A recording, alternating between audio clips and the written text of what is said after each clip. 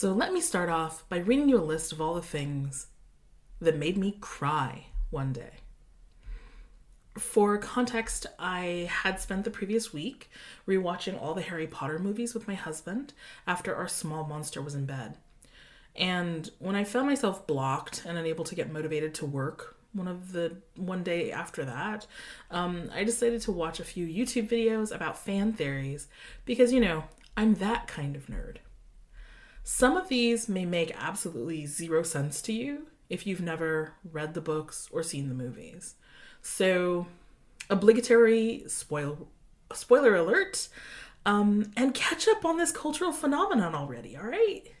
We got new movies coming out now. Anyway, here's the list. Things that made me cry today. Hearing Molly Weasley say, "Daddy's back," when wheeling Arthur Weasley into the dining room after being released from the hospital. Number 2, when George hugged Ron after Fred's death. Number 3, when Eugene, the Try Guy, said he came out to his mom, she told him to keep it secret and then told his dad.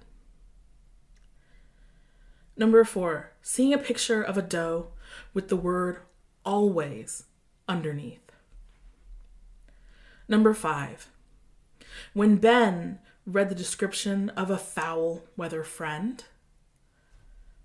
And number 6, when I read the comment, "If you can't think of your Ron, it's because you are the Ron." It might seem ridiculous.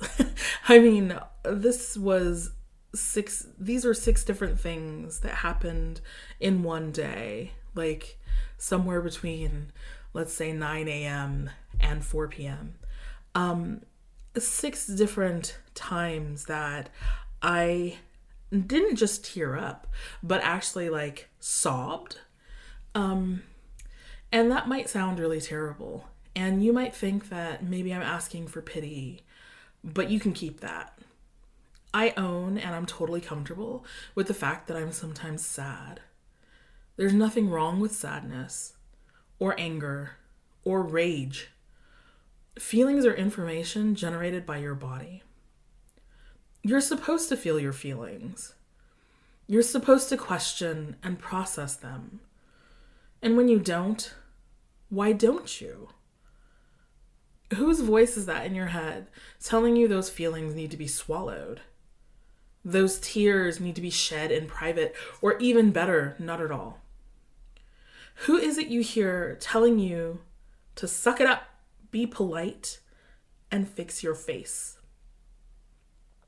I bet you that voice isn't yours. Because we aren't born with the imperative to keep ourselves from doing stuff. I mean, I've got a 3-year-old, and I've watched him willfully try to step off tables out into the abyss without blinking an eye. It was me who told him that was a bad idea while catching him before he fell for real. So maybe it'll be my voice he hears in his head the next time he tries this. Or, whenever he finally decides that this behavior is dangerous. I'm still waiting for that. But anytime, I think of running laps around the track, I hear hustle, hustle, hustle. And this is a gem of, quote unquote, motivation left in my head from my high school gym teacher. And I'm sure that you have plenty of examples of this, be it related to actual activities, things you need to do, ways you need to act, or feelings, how you're supposed to feel your feelings and when it's appropriate to feel them. So you might be thinking right now, all right, this is a podcast that's supposed to be about fatness and fat acceptance and stuff. So what is this stuff? What does this all have to do with fatness and fat acceptance or quitting dieting? Well, let me tell you, okay? Being in a fat phobic world as a fat person is really fucking hard. I think you know this if you're a fat person and you're listening to me right now. Unless you're just really, really great at blocking stuff out. And I salute you for that. That's freaking awesome. But basically, no matter where you are, if you're not a delusional person, no matter where you are on your journey toward body acceptance and the reestablishment of trust, you're gonna feel some things. And there's just no true way to move forward or to heal or to grow or any of those things you really want to do if you're not going to let yourself feel those feelings. If you want to get over something, unfortunately, my loves, you've got to face them. You have to allow yourself to feel your feelings. Because it's freeing. I mean, the bottom line is that you can't be liberated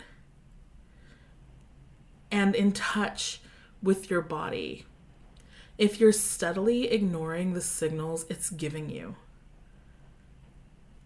Just like you might need to get back in touch with your feelings of hunger and satiety, you need to do the exact same things with your rage and your anger and your sadness.